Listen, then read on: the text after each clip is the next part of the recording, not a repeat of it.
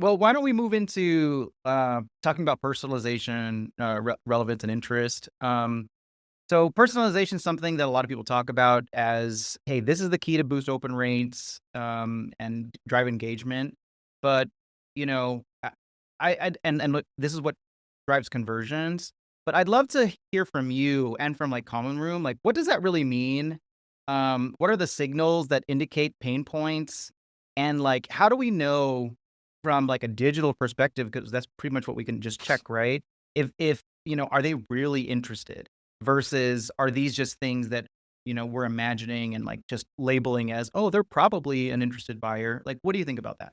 Yeah, yeah. I mean, I actually have like a somewhat of a hot take here, I guess, in that personalization is actually not really effective. And it comes back to empathy. Is like as a receiver of many emails and outbound and even like marketing. I don't know. I'm aware of all this stuff. I'm hyper aware of all this stuff, but you could say all you want. It's like, hey, I went to the same high school as you, or like we both like surfing or whatever. And people often like completely miss the mark on surfing lingo, which is another sidebar.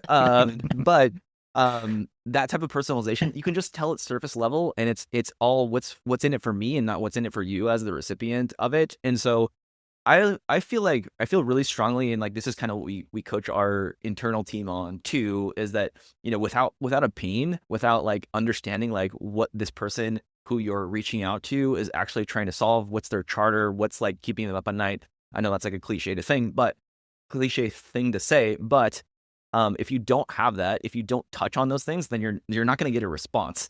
Um, you know, I do think that personalization, like to counter that point, to step on my point, like does help in some ways.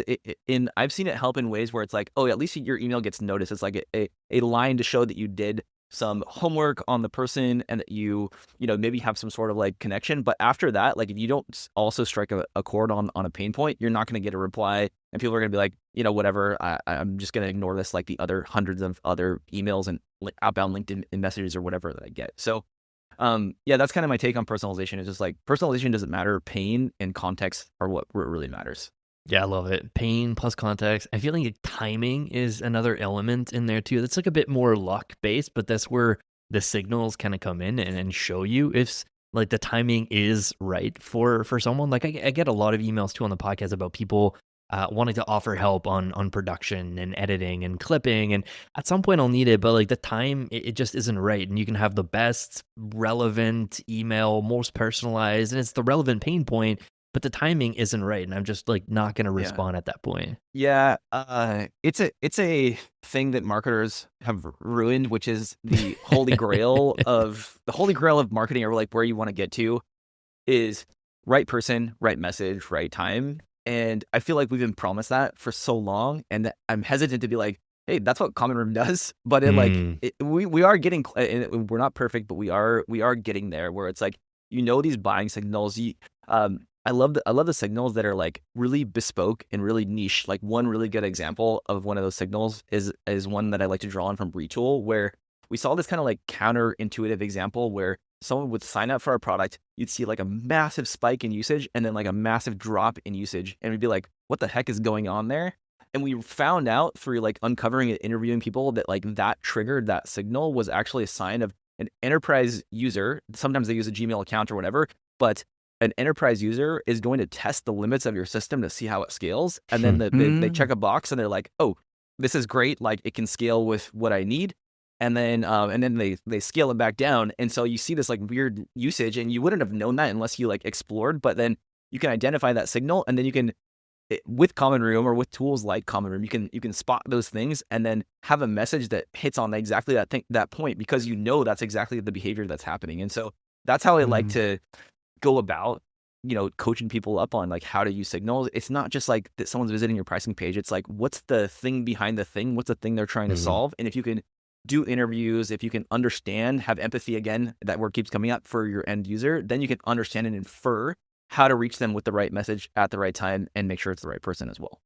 Do you have other examples that are top of mind? Like, maybe share a couple of signals that turned out to be especially powerful for driving conversion or revenue, that, like, maybe were surprising to you? Like, what's top of mind? Yeah, one really cool use case that we have internally for our team at Common Room is like we sell to like one of our really great ICPs is any kind of commercial open source or like AI native company because or in dev tooling because we have all this signal from GitHub repositories, which is like most go-to-market people are like, what the heck is GitHub? I don't get this open source thing.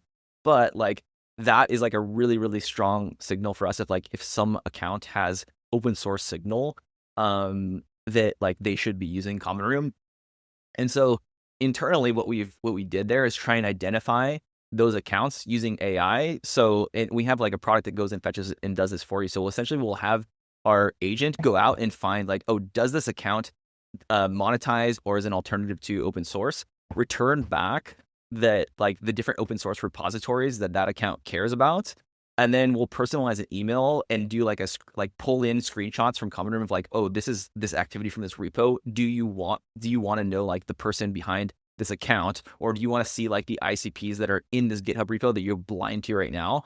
And so we can kind of like listen and look at open source repo activity and then use that as like a carrot to get a meeting. And so I just love that use case. And like, I don't think there's like no other competitors who do it. And like, I just feel like that type of like really bespoke type of play is just like the stuff that I'm always looking for.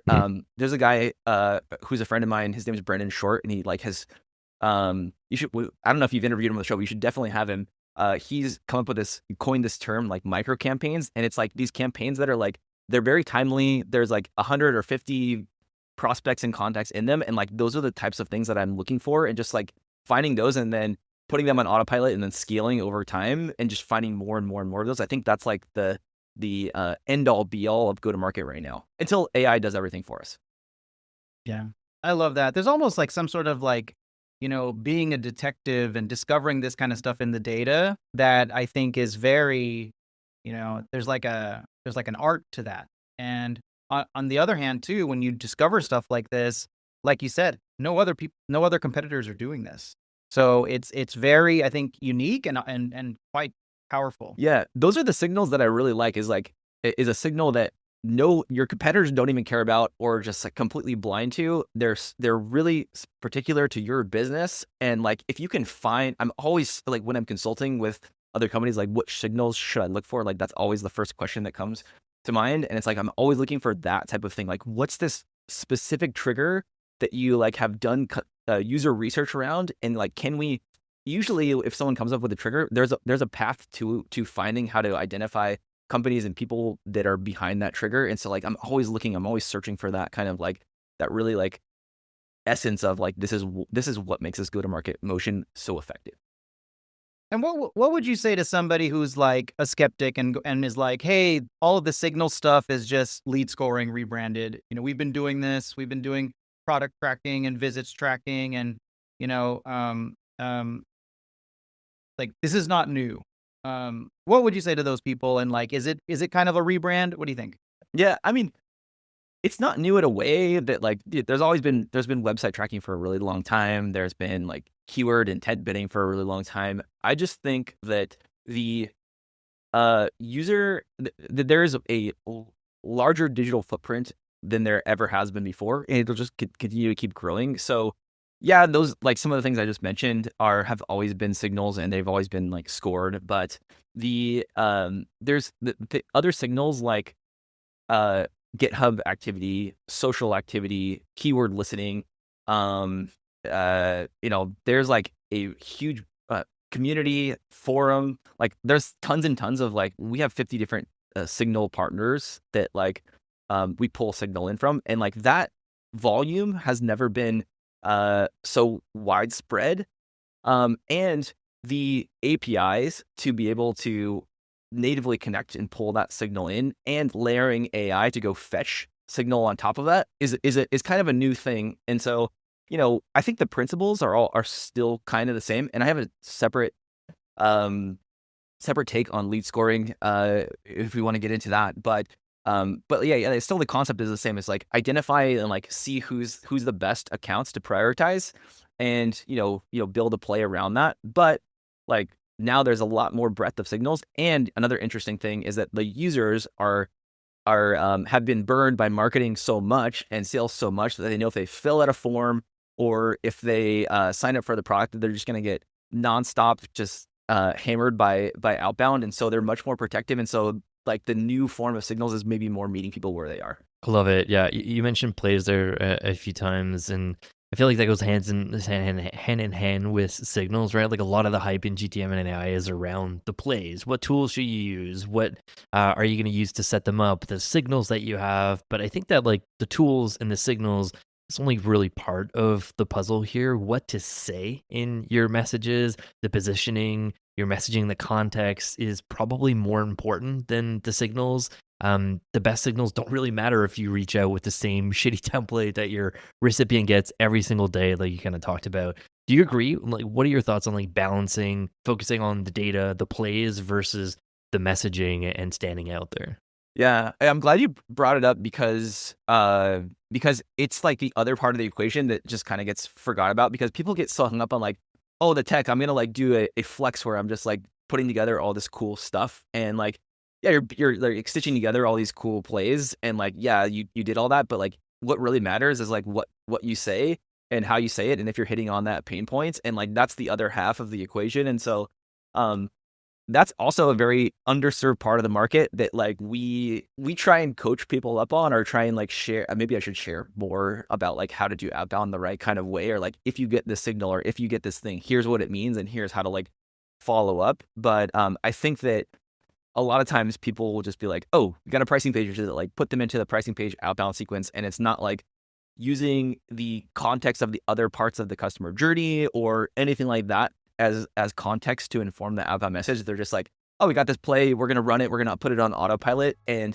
that's where you get to like these spam cannons that like don't actually work, is if people are not thinking about like what you're actually saying and you're not like meeting the person where they are. And so yeah, I think we have a long way to go there in terms of like how to do the right kind of messaging. And I'm on the tech side of it, so I'm kind of like on the other half of the equation, but I do think that there's an underserved part of the market that's like, hey, you need to like say these things in this way because like otherwise, yeah, you could do all the plays and like cool tech that you want, but like if you completely fumble the message, then you're like, why'd you do that in the first place, you know?